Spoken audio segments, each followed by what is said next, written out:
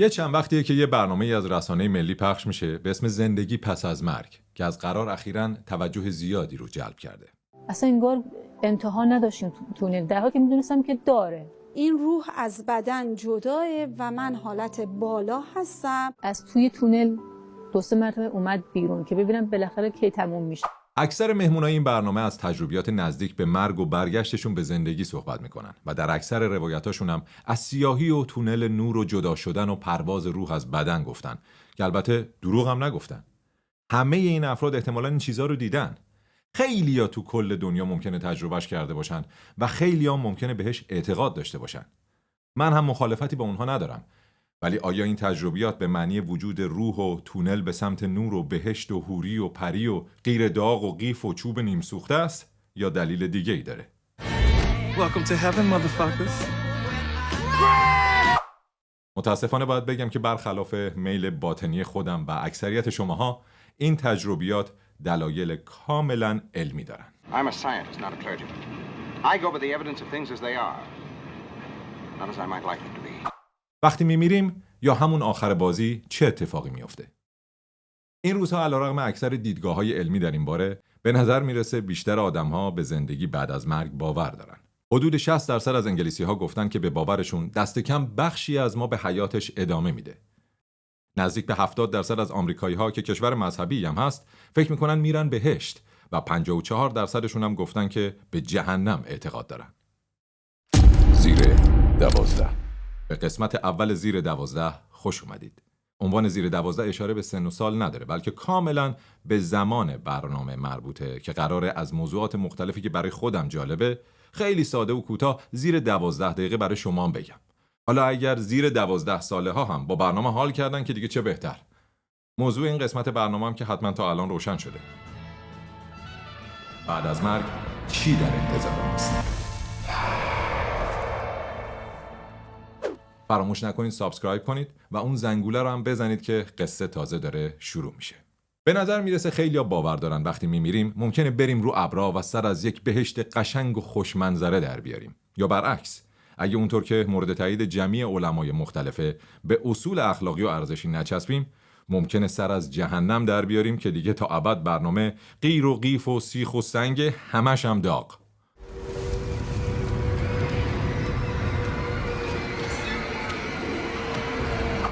کلید همه روایت‌های قابل پذیرش تجربه است. اما خب تا حالا هیچ کسی از اون دنیا برنگشته که تعریف کنه داستان چیه و دقیقاً به همین دلیل قصه و افسانه درباره مردن زیاده.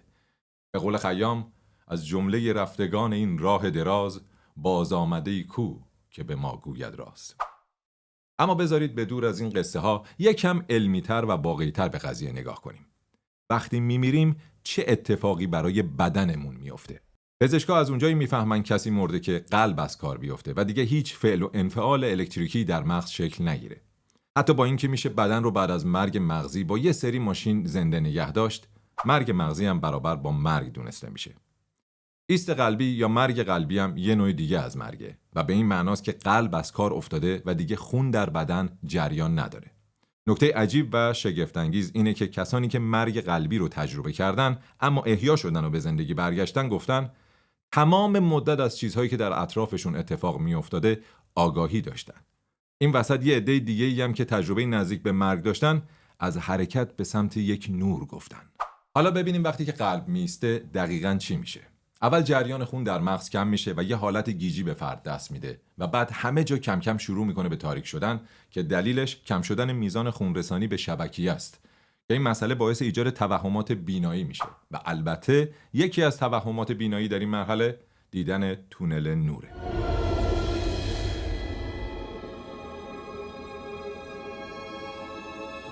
حالا اگر این کمخونی به لوب آهیانه مغز برسه داستان کمی عوض میشه.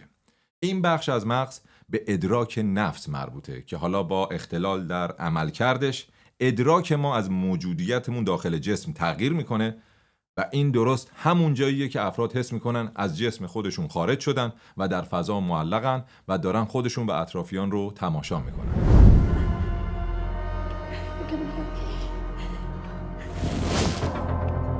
ولی در واقع دلیلش چیز دیگه است. این بالای رف، بالای این چیزای گذاشتن، مثلا یه عروسکی گذاشتن. بعد به مریضا طوری کتامین دادم که این حالت درشون ایجاد شد.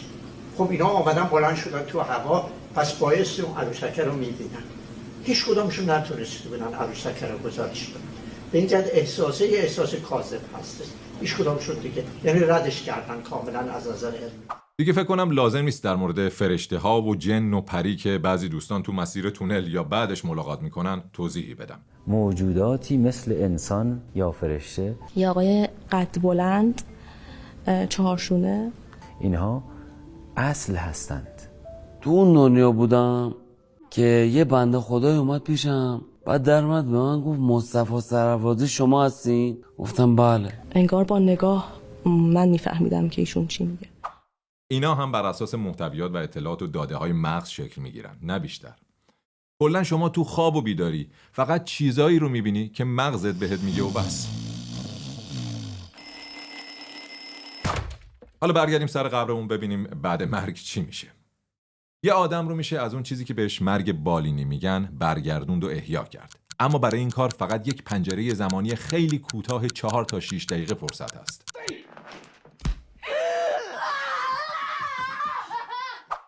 تصور کنیم که ما رسیدیم به اون نوری که گفتم و ازش رد شدیم و ریگ رحمت رو سر کشیدیم.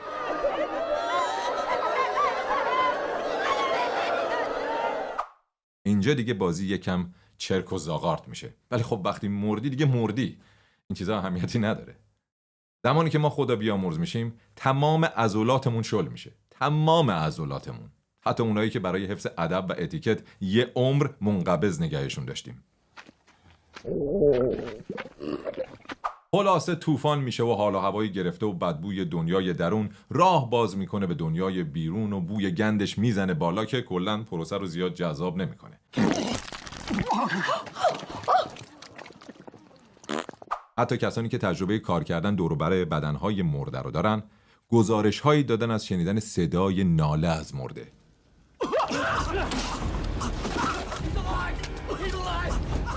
حتی ممکنه مرده بجنبه و حرکت کنه. وقتی من قسط میدادم که آرزو کردم ای کاش آقای مصباح از ما هم شفاعت بکنه. گفت تا این آرزو آمد دیدم چشماشون رو باز کرد. عجب. بله. یه نگاه مهربانانه کرد البته نه به این شدت. این جنبیدن‌ها فقط در حد انقباض‌های ناگهانی عضلاته که گاهی بعد از مرگ اتفاق میفته. جدای از این، خون در جاهای مشخصی از بدن جمع میشه و باعث به وجود اومدن کبودی میشه. بدون جریان خون، بدن خنک و همدمای محیط اطراف میشه که درست به همین دلیله که بدن مرده سرده. و در نهایت در 2 تا 6 ساعت بعد از مرگ به دلیل شروع از بین رفتن سلولهای عضلات، بدن انعطاف و نرمیش رو هم از دست میده و خشک میشه.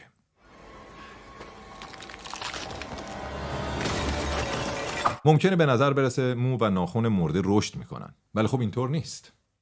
در حقیقت این پوسته که جمع میشه و این توهم رو به وجود میاره که مو و ناخن رشد کردن. بعدش پوست بدن شل میشه و تاول میزنه و در مرحله بعدی تعفن شروع میشه و اون موقع است که جشن عروسی میکروب ها و باکتری ها توی بدن آغاز میشه. بالاخره تا زمانی که توی قبر بذارنمون در مسیر تجزیه حسابی پیش رفتیم. اگه روی زمین رها بشیم در حدود 1 ماه بعد از مرگ بدن تبدیل میشه به محل تغذیه کرم و حشره و گیاه و جونور، یا همونطور که بابا طاهر اوریان توصیفش میکنه میشه بنگاه مار و لانه مور. الانم مطمئنم یکی میاد کامنت بنویسه بابا طاهر و اوریان خاک کردن یا با کفن. خیلی بانمک بود ولی ننویسش جون مادرت. اما زیر زمین بازی فرق میکنه و بعضی متخصصان میگن یه چیزی بین 8 تا 12 سال طول میکشه تا از بدن چیزی نمونه جز اسکلت و تقریبا 50 سال هم زمان لازمه تا بدن ما تبدیل شه به خاک و بخشی از زمین. اینم اضافه کنم که سرعت تجزیه به نکات خیلی زیادی بستگی داره که برای زیر 12 دقیقه نگه داشتن برنامه از لیست کردن همشون صرف نظر میکنیم.